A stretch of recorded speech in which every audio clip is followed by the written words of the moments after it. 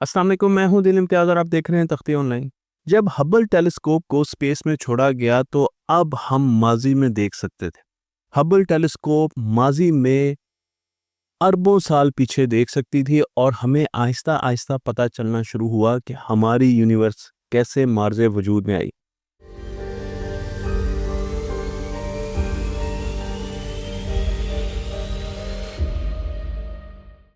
1964 में हमने cosmic background microwave radiations को डिस्कवर किया। ये वो रोशनी है जो कि कायनात के बनते हुए, हमारी कायनात के बनते हुए जो रोशनी निकली वो आज तक हम तक पहुंच रही है। इसे फर्स्ट ग्लो भी कहा जाता है आफ्टर बिग बैंग और तकरीबन 13.7 बिलियन लाइट ईयर्स ट्रेवल करके आज भी हम इस रोशनी को अपनी टेलीविजन की स्क्रीन पर देख सकते हैं। लेकिन जब भी हम CMB या कॉस्मिक माइक्रोवेव रेडिएशन के पीछे देखने की कोशिश करते हैं तो इंसान को कामयाबी नहीं होती। ये वो इंफॉर्मेशन है जिससे पीछे हम नहीं देख सकते। हम ये नहीं जान सकते कि इससे पहले क्या हुआ। हम ऑब्जर्व नहीं कर सकते क्योंकि हमारे पास इंफॉर्मेशन नहीं है। लेकिन हमारे पास ऐसे टूल्स हैं जिसके ज़रिए हम एस्टिमेट कर सकते हैं, हम प्रिडिक्ट कर सकते हैं, हम अपने मैथमेटिक्स के ज़रिए कि जब कायनात, हमारी कायनात बनी उससे पहले क्या हुआ होगा। आखिर CMBs के पीछे क्या है। थ्योरेटिकल साइंस, थ्योरेटिकल फिजिसिस्ट इस पर बहुत ज़्यादा काम कर रहे हैं और वो इस सवाल का जवाब देने की कोशिश कर रहे हैं। मैं आपको लेकर चलता हूँ आइंस्टाइन और जॉर्ज लेमायर की तरफ। जॉर्ज लेमायर के बारे में अगर आप नहीं जानते तो एक पादरी भी थे और उसके साथ साथ एक साइंसदान भी थे। इनका ये कहना है कि हमारी कायनात वजूद में आई है, ये हमेशा से नहीं थी। पहले यही समझा जाता था कि कायनात हमेशा से है, लेकिन इनका ये कहना है कि हमारी कायनात की एक बर्थडे डेट है, एक सालगिरह का दिन है और हमारी कायनात उसके बाद आहिस्ता आहिस्ता एक्सपेंड करना शुरू हो गई।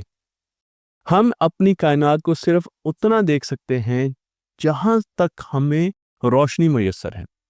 जिन हिस्सों से रोशनी हम तक पहुंचती है उन हिस्सों को हम ऑब्जर्व कर सकते हैं, लेकिन कायनात उससे बहुत ज़्यादा बड़ी है और उन हिस्सों से हम तक रोशनी आ नहीं रही। 1990 में हमें सुनने को मिला कि कायनात फैल रही है और उसकी वजह डार्क एनर्जी है। डार्क एनर्जी एक ऐसी फोर्स है जिसके बारे में आज तक हम मुकम्मल यकीन के साथ नहीं कह सके, लेकिन ये ग्रेविटी के मुखालिफ काम करती है और ये चीज़ों को, मैटर को एक दूसरे से दूर लेकर जा रही है।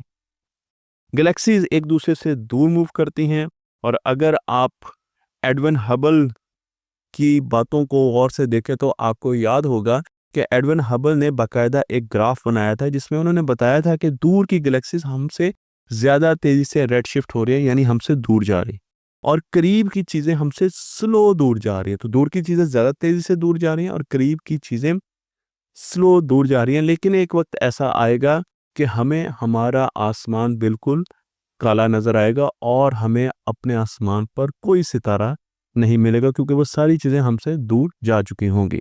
ये आसमान आज से 100 अरब साल बाद हम देख सकेंगे, हमसे मुराद इंसानियत देख सकेगी।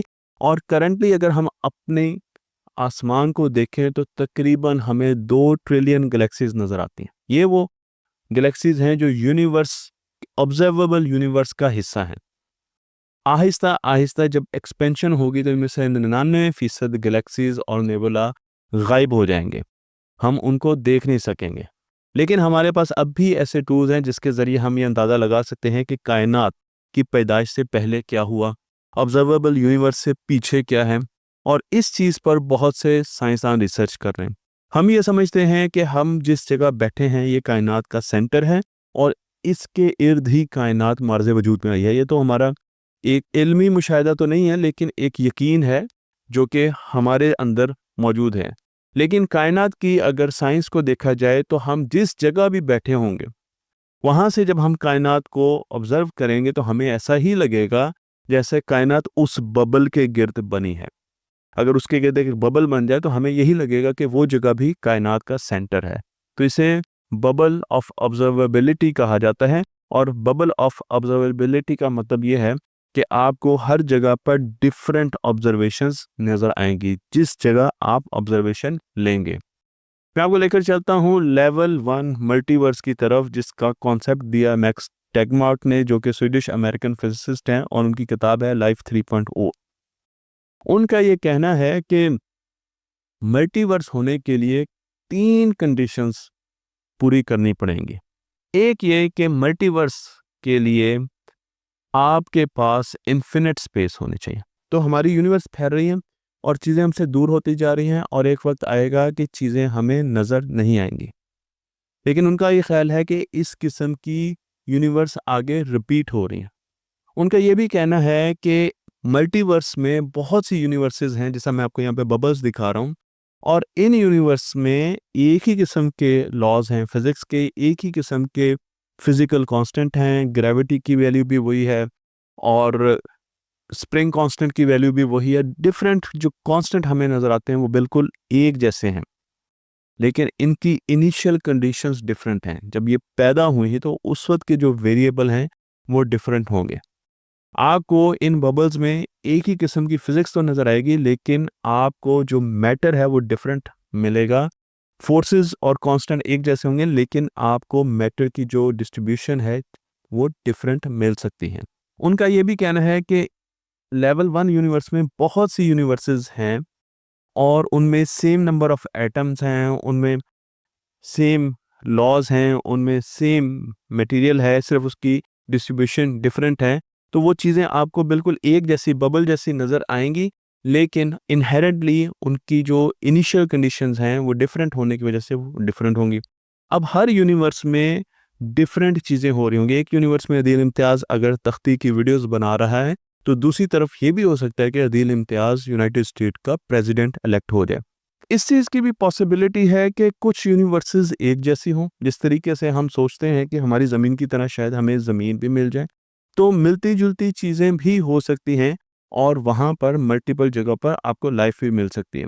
तो जो वेरिएशंस हैं वो वेरिएशन आपको लेवल 1 में ज़रूर नज़र आएंगी। जो टेड मार्क्स का मल्टीवर्स का कॉन्सेप्ट है उसमें 3 और लेवल्स भी हैं जिनकी तरफ हमने जाना है, लेकिन इस वीडियो में हमने ये देखा कि किस तरीके से जो यूनिवर्स की एक्सपेंशन हुई शुरू में, उससे हमने अंदाज़ा लगाया कि और यूनिवर्सेस भी हैं बिल्कुल गुब्बारों की तरह, बबल्स की तरह। उन यूनिवर्सेस में सेम फिजिकल लॉज हैं, सेम नंबर ऑफ एटम्स हैं, सिर्फ इनिशियल कंडीशन फ़र्क है।